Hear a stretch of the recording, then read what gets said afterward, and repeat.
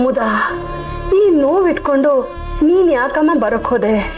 ಅದಕ್ಕೆ ಸ್ವಲ್ಪ ರೆಸ್ಟ್ ಕೊಟ್ಟು ನಿದ್ದೆ ಮಾಡಕ್ ಆಗ್ತಿರ್ಲಿಲ್ವಾ? ಯಾಕೋ ನಿದ್ರೆನೆ ಬರ್ತಿಲ್ಲ ಅದಕ್ಕೆ. ತುಂಬಾ ನೋವಾಗ್ತಾ ಇದೆಯಾ ಕುಮುದ? ಇನ್ನೊಂದ್ ಸ್ವಲ್ಪ ಮುಲಾಮ್ ಹಚ್ಕೋಬೇಕಾಗಿತ್ತು. ಅಯ್ಯೋ ಅದಕ್ಕೆ ಈ ಕೈ ನೋವು ಜೊತೆಗೆ ಕಾಲ್ ನೋವೇನು ಶುರು ಆಗಿದೆ. ಆದ್ರೆ ನಿದ್ರೆ ಬರ್ದಿರೋದಕ್ಕೆ ಕಾರಣ ಇದಲ್ಲ ಅದಕ್ಕೆ, ಏನೇನೋ ಯೋಚನೆ.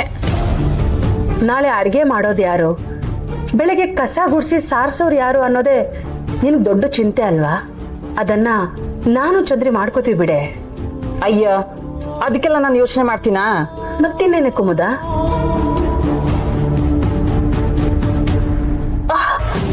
ಶರು ಅಪ್ಪ ಅದ್ಕೆ ಅಮೃತ ಈಗಾಗ್ಲೇ ಸಂಜೀವನ್ನ ತನ್ನ ಕಡೆ ಮಾಡ್ಕೊಂಡಿದ್ದಾಳೆ ಅಂತ ನಿಮ್ಗೆ ಅನ್ನಿಸ್ತಿಲ್ವಾ?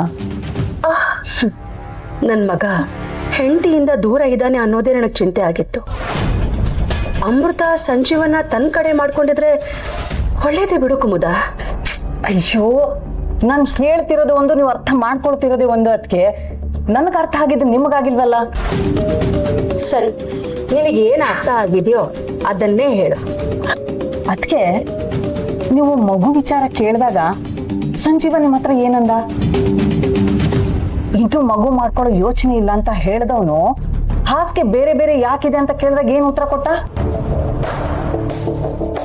ನೀವು ಕೇಳಿರೋ ಪ್ರಶ್ನೆಗೆ ನೇರವಾಗಿ ಏನಾದ್ರು ಉತ್ತರ ಕೊಟ್ನಾ? ಯೋಚನೆ ಮಾಡಿ ಹೇಳ್ದ. ನೀವೇನು ಅವನಿಗೆ IAS ಪ್ರಶ್ನೆ ಕೇಳಿದ್ರ ಅದಕ್ಕೆ ಉತ್ತರ ಹೇಳೋದಕ್ಕೆ ಅಷ್ಟೊಂದು ಯೋಚನೆ ಮಾಡ್ಬೇಕಾ?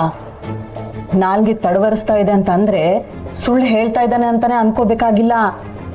ಸತ್ಯ ಮುಚ್ಚಿಡೋದಕ್ಕೆ ಪ್ರಯತ್ನ ಮಾಡ್ತಿದ್ದಾನಂತ ನಿಮ್ಗೆ ಅರ್ಥ ಆಗ್ಲಿಲ್ವಾ? ಸಂಜೀವ ನನ್ನ ಹತ್ರ ಸುಳ್ಳು ಹೇಳಲ್ಲ ಕುಮುದ.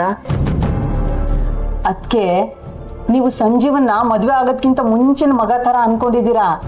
ಅದಕ್ಕೆ ನಿಮಗ್ ಹಾಗನ್ನಿಸ್ತಾ ಇದೆ. ಮದ್ವೆ ಆದ್ಮೇಲೆ ಅವನು ಬದಲಾಗಿದ್ದಾನೆ. ಅದಕ್ಕೆ ಮಕ್ಕಳನ್ನ ಅವ್ರ ದಾರಿಗೆ ಹೋಗಿ ಹಿಡಿಬೇಕು. ಈ ಮನೆಗೆ ಹಿರಿಯರು ನೀವು ಅಲ್ಲ. ನೀವು ಈ ಮನೆ ಸೊಸೆಯಾಗಿ ಬಂದಾಗ ಏನಾದ್ರು ಕಲ್ತ್ಕೊಂಡ್ ಬಂದಿದ್ರಾ? ಇಲ್ಲ ನಾನ್ ಮದ್ವೆ ಆಗಿ ಹೋಗುವಾಗ ಏನಾದ್ರು ಕಲ್ತಿದ್ನಾ? ನಾವು ಮಾಡಿದ್ವಿ ತಾನೆ. ಇದನ್ನೇ ನಾನ್ ನಿಮ್ಗೆ ಅವತ್ತಿಂದ ಹೇಳೋದಕ್ಕೆ ಪ್ರಯತ್ನ ಮಾಡ್ತಿದ್ದೀನಿ. ಇನ್ಮೇಲೂ ಸೊಸೆ ನಿಧಾನವಾಗಿ ಕಲೀಲಿ ಅಂತ ನಿಮಗನ್ಸಿದ್ರೆ ನಿಮ್ಮಿಷ್ಟ.